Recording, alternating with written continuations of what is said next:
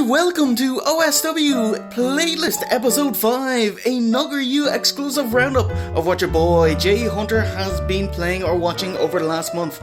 It'll be more a string of consciousness with looser editings. Do you like my setup here? Yes, we got the Marantz sound shield, and we got the shit cushion sound shield, and we got my spare mattress sound shield, all leading to the reveal of so this is more of a string of consciousness with looser editing. The deal being I have to get the video recorded, edited and uploaded all in one day so it doesn't interfere with OSW scheduling. It's supposed to be 10 to 15 minutes long, but we'll see when we finish. So let's get to it! I have a good story for you. A familiar story. One guy meets another in a big city. They have dream. But something changed. Greed, hatred, and jealousy. You understand the words? Kicking us off is Best Friends with the or in parentheses, Best Fiends. A new film directed, written, and starring Greg Sestero, aka Oh Hi Mark, from The Room, alongside Tommy Wiseau of The Room. This was a special screening at the Lighthouse Cinema where Greg was in attendance, and we got to meet some of our fans as well. Fucking awesome.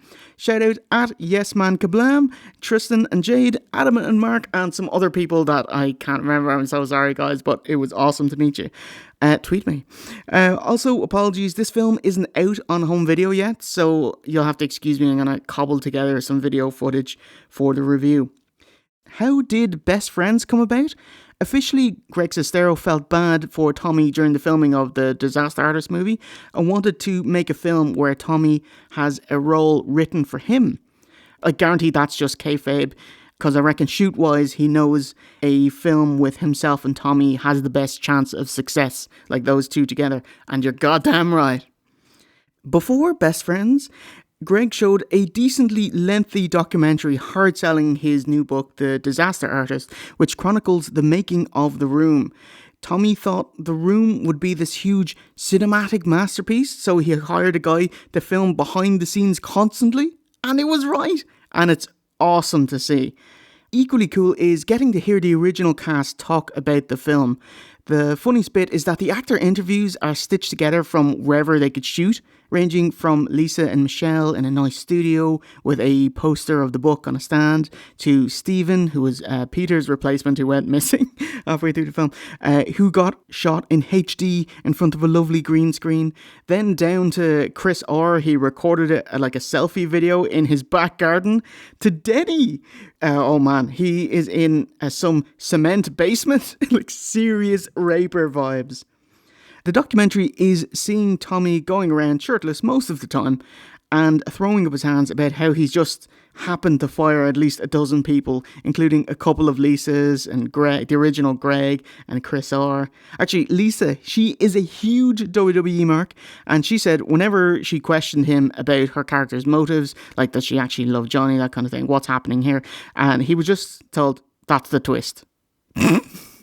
And did her mom actually have cancer? Oh, I don't know, you figure it out. That's the twist.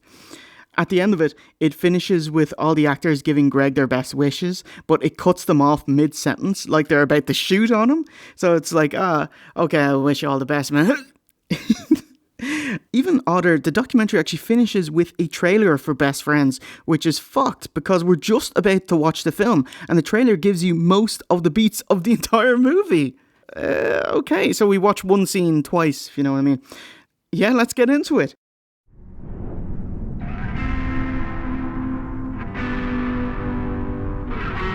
Trust me, friendship before money. Can you say that? Yeah. What? Well, trust me, friendship before money. Right. Yeah. What's the plot? John, I'm just going to call them Greg and Tommy, by the way. John, played by Greg, is a drifter who lives under the bridge, but he's not boiling denim. So he's kind of always in need of cash. He comes across a 100-year-old mortician, Harvey, played by Tommy, and eventually gets a job with him and they become friends. The kicker being that Greg steals from Tommy, who has amassed this serious wealth by keeping the effects of the cadavers that are brought into his mortuary. Apparently there's a huge underground industry of getting gold teeth and jewellery and melting it down and selling it. Like, Greg's real life brother knows all about this world, which gave Greg the idea for the film, but I have no idea, and no one I asked knows anything about it, so a bit of tension is lost, because is it illegal? I don't know. Do you give up rights? Who knows? I don't know how you'd explain this world, how this real life industry works, besides making a random documentary about it and screening it beforehand. Anyway, in the plot, Greg gets a girlfriend who kind of pushes him to want him to get a big score from Tommy's hoardings and, sell it to these dodgy looking guys. And although they become good friends, it has that kind of dodgy, murdery undercurrent anyway. All sorts of shenanigans. The film itself is a two-hander, meaning it's just spending an entire film with Greg and Tommy. It's surreal. It's intense. It's wonderful being around Tommy Wiseau for that length. And new material. The big question that this film hinges on is, what will Tommy be like? Knowing that this is Greg's project and Tommy is just an actor, and that this is after the cult success of The Room and the success of the Disaster Artist book and the Hollywood film adaptation, like, would it be an original film or is it a parody? The result is both. It's mixed, like, Greg's smart enough to mimic and write the lines Tommy would say, but also Tommy just acts the bollocks out of every scene. Tommy just acts in the unpredictable way that he does, and it's magic. Best Friends didn't lean much on The Room outside of a few references, like playing basketball awkwardly outside instead of football. However, the moments of fan service got the biggest laughs. Like, Tommy sees Greg, John, in the doorway and says, "Oh, hi, John." And everyone lost their shit. It was amazing.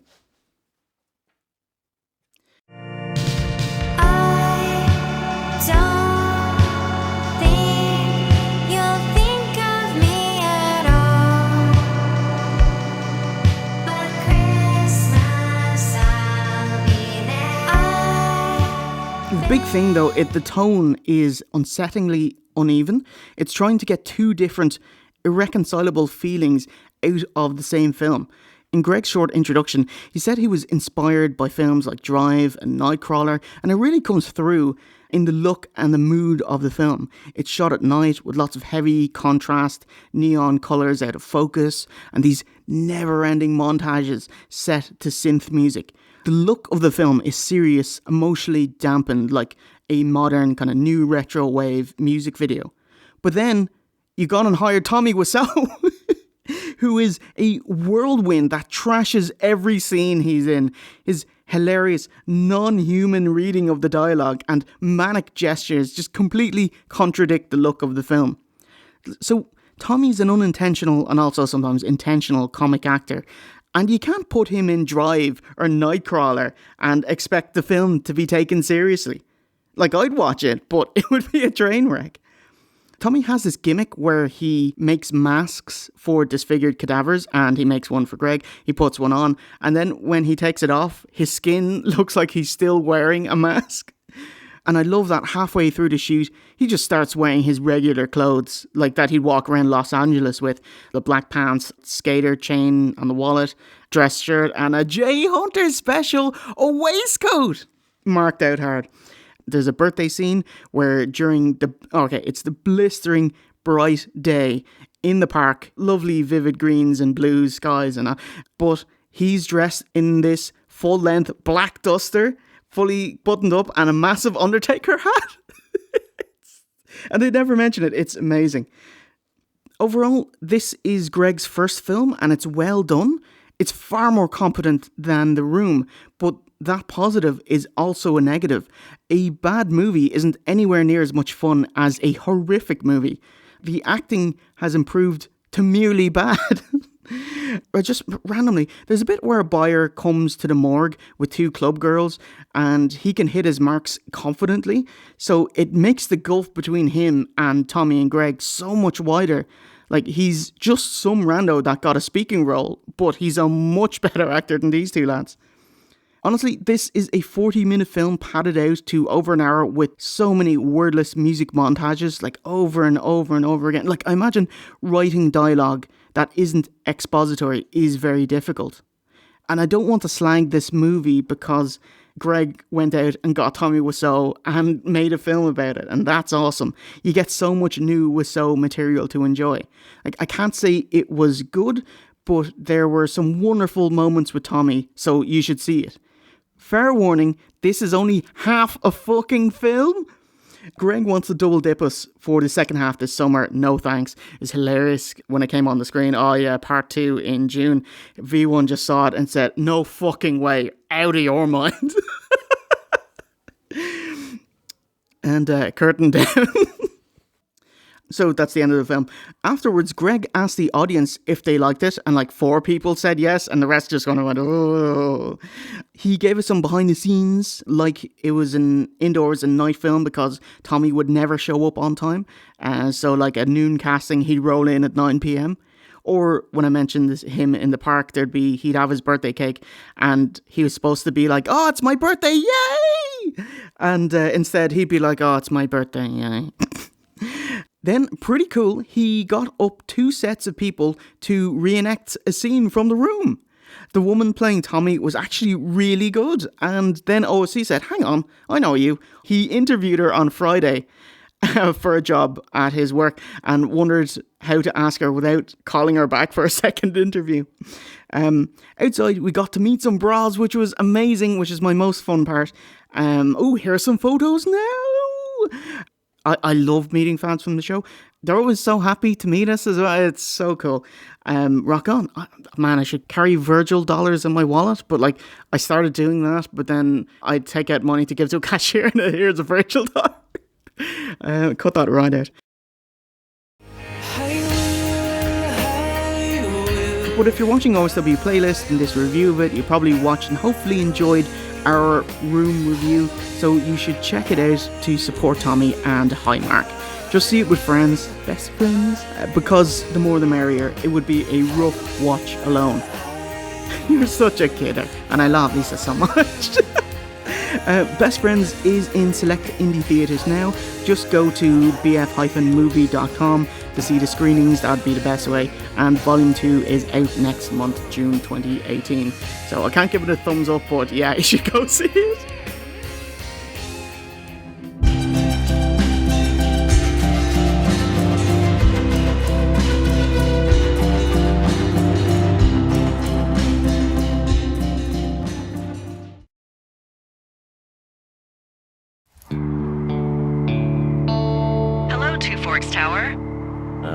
Hello? Whoever this is? It's Henry, right? Yeah. I'm Delilah. So, what should I do now? What's next? What's next is you sit in that room until September 1st and call me at the first sign of smoke. We are back for round 2 with Firewatch, an indie title from Campo Studio, first released February 2016, available on all modern platforms except for the Switch, which is coming within the next few months. Created by Jake Rodkin and Sean Vanneman, the lads who headed Telltale's The Walking Dead, which is fantastic. Season 1 and Season 2 anyway, I love Clem. It's called a first-person mystery adventure, but it's basically a walking simulator around a US national forest. The year is 1989. You play as Henry, a guy who has just taken a summer job as a fire lookout at the Shoshone National Forest in Wyoming, following the Yellowstone fires the previous year. Side note, that was a real massive park fire that burned for months and months thanks to drought and winds, and only subsided when the autumn weather came around. There were like 250 individual fires turning into one massive one, and it ended up burning over 1/3 of the entire park. Holy shit. Anyway, nice bit of history there for you. This is an indie title made by a dozen people, literally, and as such you can only walk around, it's first person, you can only walk around, look around and interact with a few things, like pick up and put down a book, turn off and on a spigot, read this note. There's no combat, so there's 0 skill required besides basic orienteering, and you have a map and a compass. It's a game where you go along and spend 3 hours or so as Henry.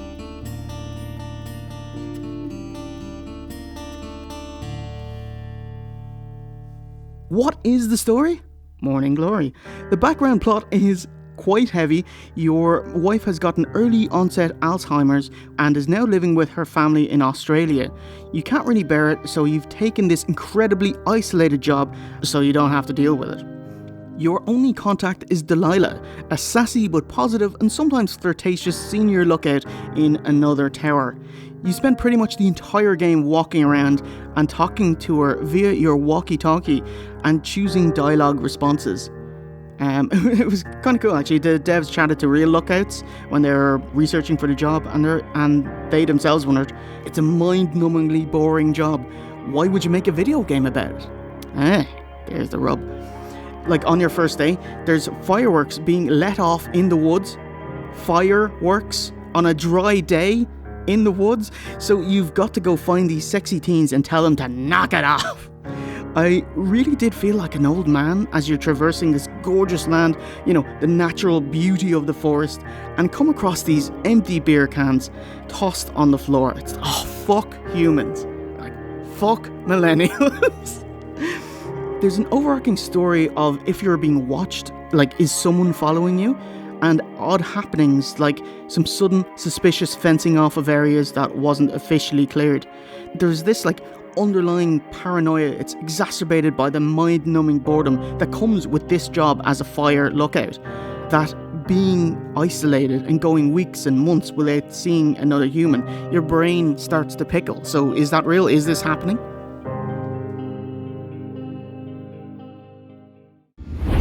Two young women have been reported missing. You're probably the last person to have seen them. Hey, you fucking kids! Somebody cut the comms. What?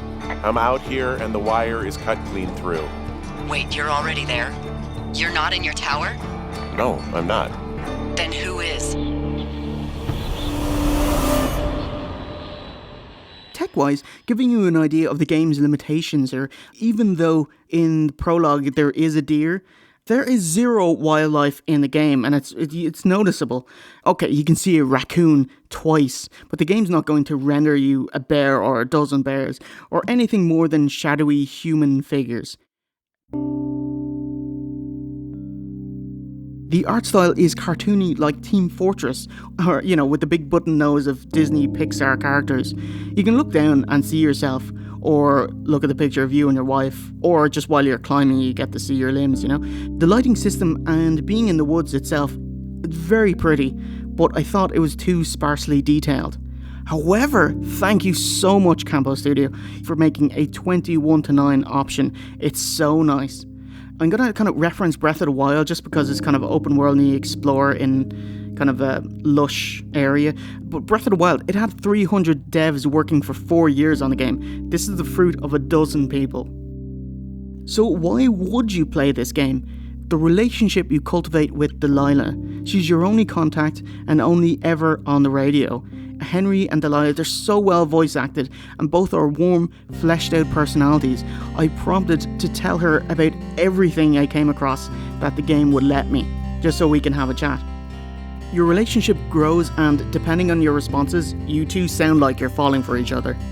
After day 66, you have the option of, when you're getting ready to go to work, you have the option of not putting on your wedding ring. I thought that was a really cool, subtle touch. And kudos, you can still move around and climb while talking to Delilah. That's a big thing for me. And usually after you complete a quest, they'll actually fast forward like a week or a month or whatever, and so you don't have to backtrack. That's awesome.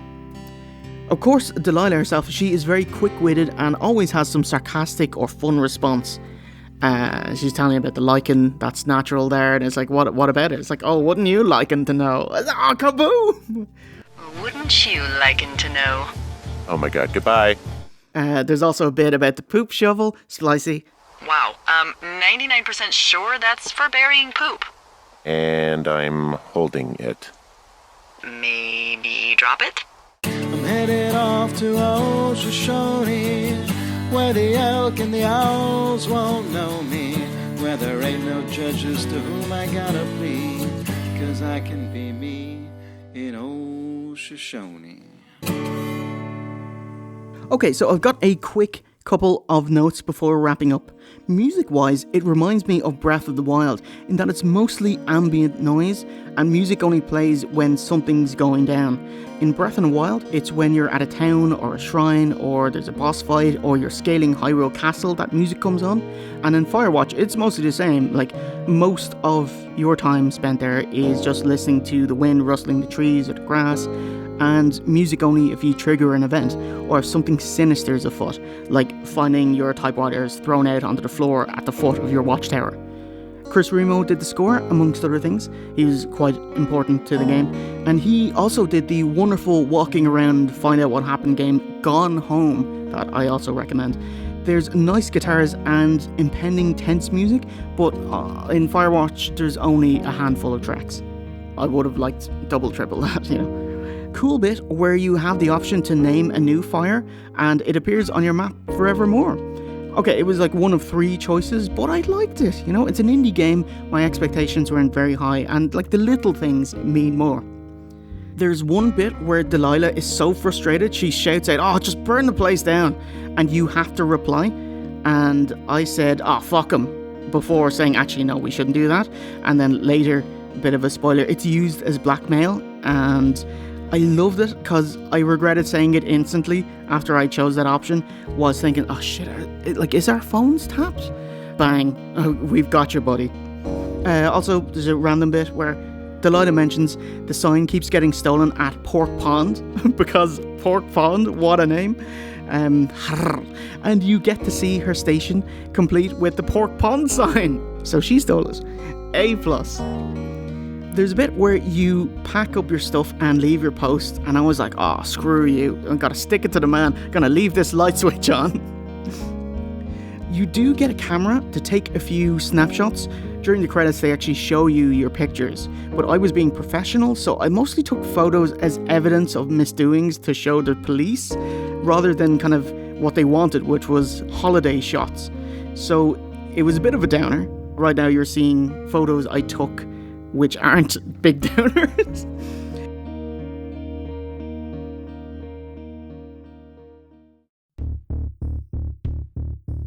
Two last things. One is I suck at orienteering. I get turned around, this, you know, in real life and a shoot and in work, you know. I get turned around and lost easy and have a tough time navigating open woodlands. So I got lost quite a bit. The map is helpful, but if the map was on a Switch controller, maybe it would make things so much smoother. So you didn't have to kind of stop and refer to it all the time. They do have a blinking trail, so you can see if you are continuing to going left and right and that kind of thing. The other thing is tons of invisible walls. You can't swim, okay, that might be quite difficult to pull out. But bollocks that this tall, rugged outdoor man can't climb a 10-foot chain-linked fence. Dude is pumped on adrenaline. He could probably fucking juggernaut through it. Henry can climb when he wants to, only if it's a climbable wall. But like, you know, you go around the outside, there's a 3-inch high rock and it's an impassable barrier. That annoyance never left. You're aware of the technical limitations, and I felt the ending was because of that, technical limitations, rather than a creative decision, even though the devs say otherwise and it makes sense, but it's a universal thing. Everyone's quite let down by the finish. I feel I'm not doing a good enough job saying how much I enjoyed the two's relationship, walking around and just chatting and querying and solving problems, flirting and shooting the shit together. Like, it's so warm, these two. It's wonderful being around both of them, and it's a very adult script about people with real problems, and they handle situations like adults, either through logic or sarcasm or whatever the situation warrants. Big kudos. Overall, I enjoyed the short stay at the Two Forks Lookout. Played it over 2 days. I kind of doubled the playtime to 6 hours by asking and chatting over absolutely everything. If you have I'm getting lost. If you have a Switch, definitely wait for that version. It'll have some exclusive content. Otherwise, put it on your watch list and wait for it to go on sale for a tenner. I'll put a link in the description below. Thumbs up! Henry, I've been at this job for 13 years, and nothing like this has ever happened before. Maybe I'm just losing my mind. I need you to feel safe out here. Well, I sure don't now. You will. I promise.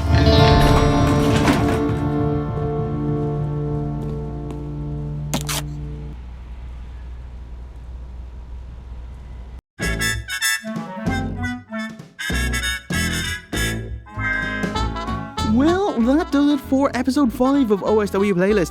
Hope you enjoyed it. If you've any thoughts, comments, or feelings about Best Friends, Best Fiends, or Firewatch, I'd love to hear them in the comments section below.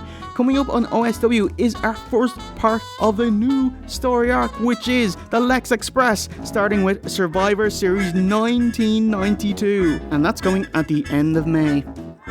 Catch it next month for June's OSW playlist. I'll see you in the funny pages. And remember, a winner is you.